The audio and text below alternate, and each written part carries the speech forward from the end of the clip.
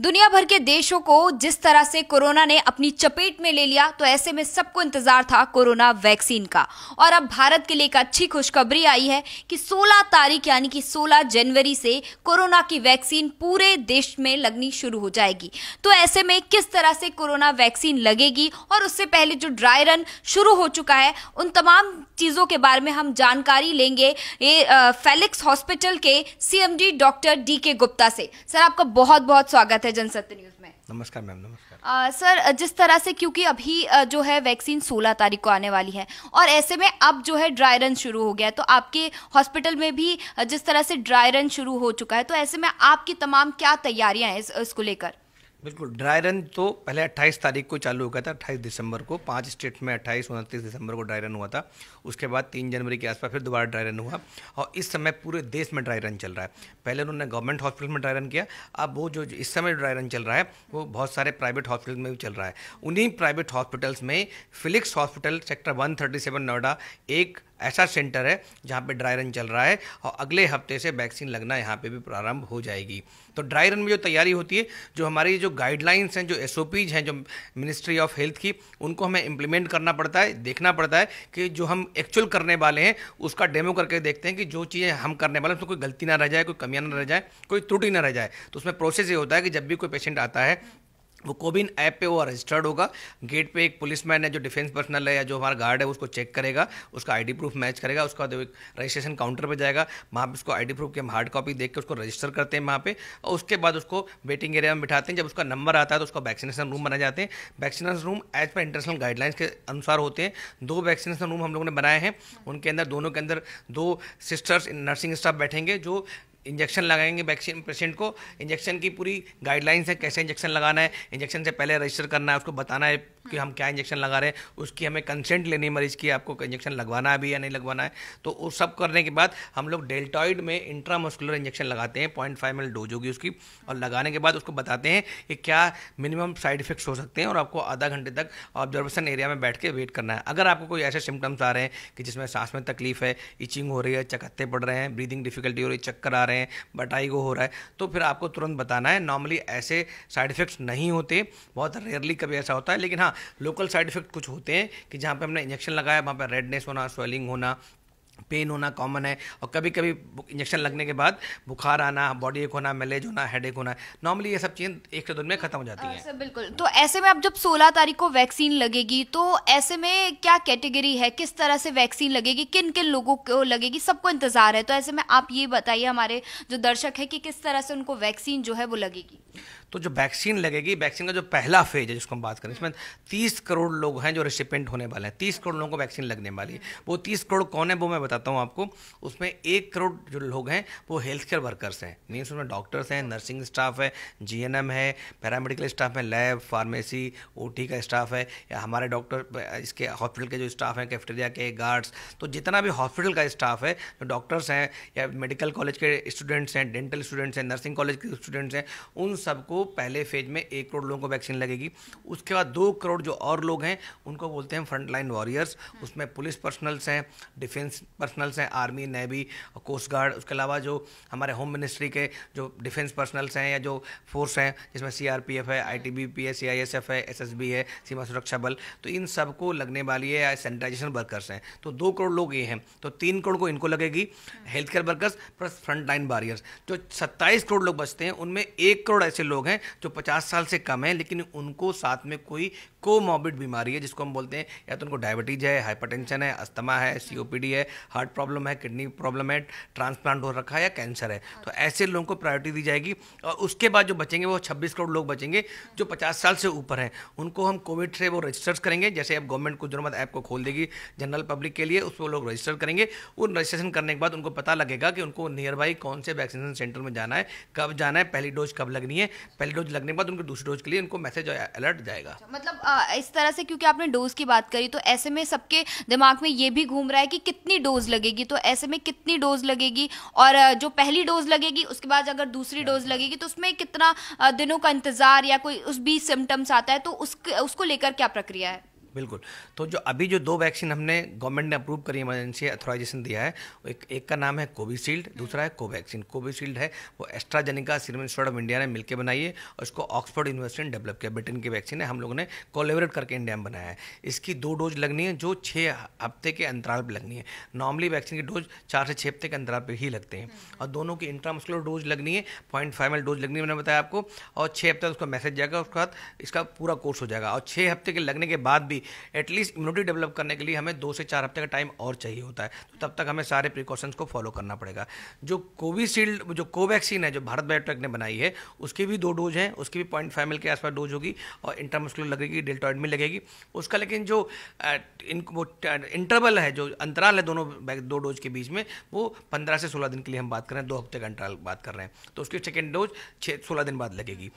इसके अतिरिक्त कुछ नई वैक्सीन डेवलप हो रही हैं जिनकी अलग अलग डोजिंग शेड्यूल्स हैं, अलग अलग तरीका है। कुछ वैक्सीन नेजल ड्रॉप के माध्यम से दी जा रही हैं, वो भी डेवलप हो रही हैं। कुछ स्किन पैच लगाने की बात कर रहे हैं, कुछ सबकुटेनियस वैक्सीन भी डेवलप कर रही हैं। किसी ऐसी वैक्सीन भी एक जॉनसन एंड जॉनसन की जिसकी सिंगल डोज डेवलप हो रही है। तो हमें लगता है कुछ समय में और इंतजार करना चाहिए। अगले 2-3 महीने में मार्केट में कई सारी अच्छी वैक्सीन और भी आ जाएंगी कोविड के लिए। और उसके बाद गवर्नमेंट भी इन सब के लिए मार्केट गवर्नमेंट ने खोल दिया इम्पोर्ट एक्सपोर्ट का। जैसे ही इंडियन गवर्नमेंट की जो ड्रग कंट्रोल अथॉरिटीज़ हैं, जो सब्जेक्ट एक्सपर्ट कमेटी है, जो CDSCO है, ये लोग नई वैक्सीन को अप्रूवल देंगे, चाहे उसमें फाइजर हो, मॉडर्ना हो या जॉनसन एंड जॉनसन हो, स्पुतनिक हो, और नई वैक्सीन है जाइडस की आ रही है। तो जैसे ही लेंगे तो बहुत सारे वैक्सीन आ जाएंगी। लेकिन अच्छी बात क्या है इस समय, ये गवर्नमेंट को ये तो काम कर ही रही 30 करोड़ का, लेकिन हमें 30 करोड़ लोगों से इन वैक्सीनेट करने से काम नहीं होगा, हमें अभी और लोगों को वैक्सीनेट करना पड़ेगा। अगर हमें ऐसे में, क्योंकि ऐसे आम लोग भी हैं, क्योंकि आपने एक कैटेगरी बताई कि किन लोगों को, ऐसे में आम जनता को भी पूरा मतलब जिस तरीके से उनको इंतजार था, और ऐसे में उनको भी बड़ी उत्साहित है वो लोगों की किस तरीके से आगे उनको भी वैक्सीन लगेगी। तो ऐसे में उनको कब तक वैक्सीन लगेगी? बिल्कुल, तो बहुत अच्छा सवाल है। तो गवर्नमेंट को, मुझे लगता है शायद इस पर दिशा में कुछ ना कुछ कदम उठाने वाली है कि गवर्नमेंट को चाहिए कि साथ साथ पैरेलली प्राइवेट हॉस्पिटल्स को, प्राइवेट क्लिनिक्स को, प्राइवेट डॉक्टर्स को भी अलाउ करें, उनसे कोलैबोरेट करें, उनसे टाई अप करें, so that a mass immunisation programme है जो दुनिया का सबसे बड़ा प्रोग्राम है और ज़्यादा सक्सेसफुल हो जाए। हम हार्ड इम्यूनिटी को और जल्दी से जल्दी डेवलप कर रहे हैं, क्योंकि हमें पता है इस समय एक रिस्क है कि अगर वायरस म्यूटेट होता है तो वैक्सीन के भी चांसेस हैं कि चेंज करनी पड़े। तो जितनी जल्दी हम लोगों को वैक्सीन को वैक्सीनेट कर देंगे, इंजेक्शन लगा देंगे, उतनी जल्दी हार्ड इम्यूनिटी डेवलप हो जाएगी और उतनी जल्दी ही लोग स्वस्थ हो रहेंगे और इस कोविड पेंडेमिक से बचे रहेंगे। हमें पता है कि इंडिया में जितना भी हेल्थ केयर सिस्टम है वो डोमिनेट करता है वो प्राइवेट प्लेयर्स के द्वारा, प्राइवेट हॉस्पिटल, प्राइवेट डॉक्टर्स। 70% जो लोग हैं डॉक्टर्स हैं वो प्राइवेट के डॉक्टर्स हैं, नर्सेज प्राइवेट के हैं, हॉस्पिटल बेड प्राइवेट के हैं, नर्सिंग होम प्राइवेट में हैं। तो जब तक हम प्राइवेट को इन्वॉल्व नहीं करते, जब तक उनके साथ कोलैबोरेट नहीं करेंगे, तब तक इतना बड़ा एम्बिशियस जो प्रोग्राम है इसको कंप्लीट करना बड़ा मुश्किल होगा। तो मैं यही रिक्वेस्ट करूँगा कि as early as possible government को प्राइवेट प्लेयर्स के लिए भी गाइडलाइंस लागनी चाहिए और इन वैक्सीन मैन्युफैक्चरर्स को भी सबको अलाउ करना चाहिए। बिकॉज बहुत सारे कॉर्पोरेट्स हैं, जैसे आप बता रहे हो, वो लोग चाहते हैं कि उनके जो एम्प्लॉयज़ हैं उनको जल्दी से जल्दी वैक्सीन मिल जाए, कि अगर किसी कंपनी में जहाँ पे 500,000 लोग काम कर रहे हैं, एक भी बंदा पॉजिटिव आता है तो पूरी पूरी कंपनी बंद करनी पड़ती है। तो वो चीज़ वो लोग अफोर्ड नहीं कर सकते अब इस स्टेज पे। तो उन सब के लिए भी कॉर्पोरेट टाइप करने के लिए कॉर्पोरेट सप्लायर के लिए या तो गवर्नमेंट सप्लाई करे या थ्रू प्राइवेट हॉस्पिटल से, प्राइवेट नर्सिंग होम के थ्रू सप्लाई करे। तो ये ध्यान रखना चाहिए। डॉक्टर गुप्ता, यहाँ पे ये भी ज़रूर एक सवाल है, क्योंकि नया स्ट्रेन भी आ चुका है अब देश में। तो ऐसे में, क्योंकि ये वैक्सीन कहा जा रहा था कि कोरोना की जो वैक्सीन है वो नए स्ट्रेन में भी काम आएगी, तो ऐसे में जो सिम्टम्स आ रहे हैं, क्या ये वैक्सीन उसके लिए भी उपलब्ध है और उसको भी काम आएगी उस नए स्ट्रेन को लेकर भी? तो पहले हमें ये समझना चाहिए कोरोना की कौन कौन सी वैक्सीन है, किस तरह की वैक्सीन है। तो अभी जो हमारे पास वैक्सीन आ रही है वो 4 तरह की वैक्सीन है। एक पहली वैक्सीन है जिसको बोलते हैं कोरोना वायरस वैक्सीन, मतलब उसमें वायरस को ही इनएक्टिवेट करके, किल करके, या उसको लाइव को वीक करके, इतना वीक कर दिया हमने उसको कि वो अंदर जाके बीमारी ना उत्पन्न करेगी। तो वो होती उससे बनी जो वैक्सीन को हम बोलते हैं वायरस वैक्सीन। जैसे हमारी जो है कोवैक्सीन है, जो भारत बायोटेक की वैक्सीन है, वो कोवैक्सीन वायरस को हमने किल करके या उसको इनएक्टिवेट करके कि वो अंदर जाके बीमारी उत्पन्न करने की क्षमता ना रखे, उसका हम वैक्सीन को इंट्रोड्यूस करें और उससे हमारे अंदर एंटीबॉडीज उत्पन्न हो, हम लोग प्रोटेक्ट हो जाएं। दूसरी तरह की वायरस वैक्सीन होती है, उसको बोलते हैं प्रोटीन वैक्सीन, जो दूसरी कोविशील्ड वैक्सीन जो स्पाइक प्रोटीन से बनती है। तो स्पाइक प्रोटीन में अभी इस समय बहुत सारी म्यूटेशन देखी जा रही हैं, बट वो इतनी म्यूटेशन खतरनाक है, इतनी बड़ी नहीं है कि उससे हमें वैक्सीन को चेंज करना पड़े। लेकिन अगर उसमें बहुत बड़ी म्यूटेशन हो जाती है, जिसको हम बोलते हैं उसका शिफ्ट हो गया उस स्पाइक प्रोटीन में कोई बड़ा, तब हमें वैक्सीन चेंज करनी पड़ेगी। लेकिन प्लेटफॉर्म डेवलप है तो उसमें बड़ी परेशानी नहीं होगी। हम नई ही जल्द वैक्सीन बना लेंगे।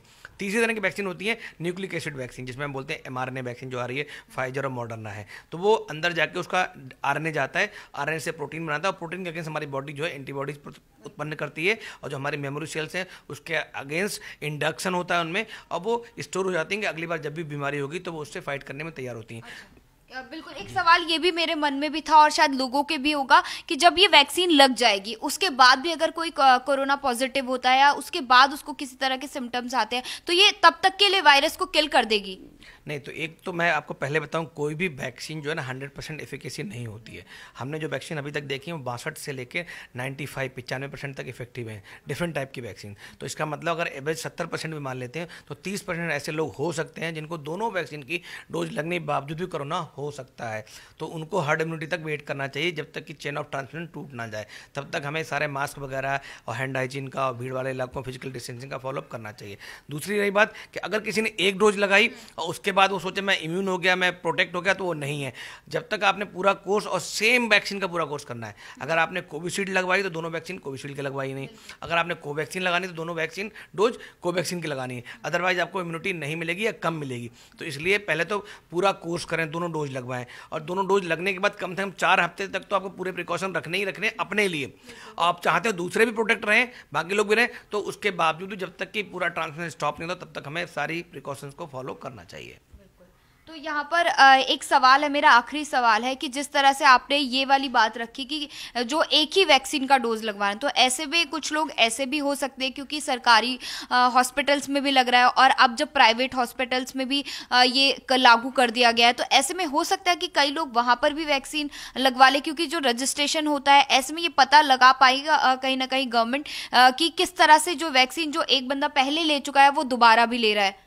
तो जब भी हम रजिस्टर करेंगे कोविन ऐप में तो उस समय उसमें क्लियर कट लिखा होगा कि कौन सा वैक्सीन दिया हमने, उसका नाम क्या है, उसकी डोज क्या है, डेट ऑफ इंजेक्शन क्या दिया और नेक्स्ट फॉलोअप डेट क्या है। जब फॉलोअप पे आएगा तो उसी को सेम वैक्सीन मिलेगी और तभी उसको हम क्लोज करेंगे। और ये फॉलोअप भी लेते रहेंगे आप पेशेंट से जिसको वैक्सीन लगेगी? तो फॉलोअप के लिए आजकल बड़े अच्छे जैसे सिस्टम्स आ गए हैं, HIS सिस्टम है, हॉस्पिटल इन्फॉर्मेशन सिस्टम है, ऐप है, कोविन ऐप है। ऐसे प्राइवेट में बहुत सारे, हर अस्पताल का अपना ऐप होता है, तो वो उनको रिमाइंडर मैसेज कॉल चली जाती है कि आपकी ये ड्यू डेट है, इस पर आपको वैक्सीन लगवाने आना है।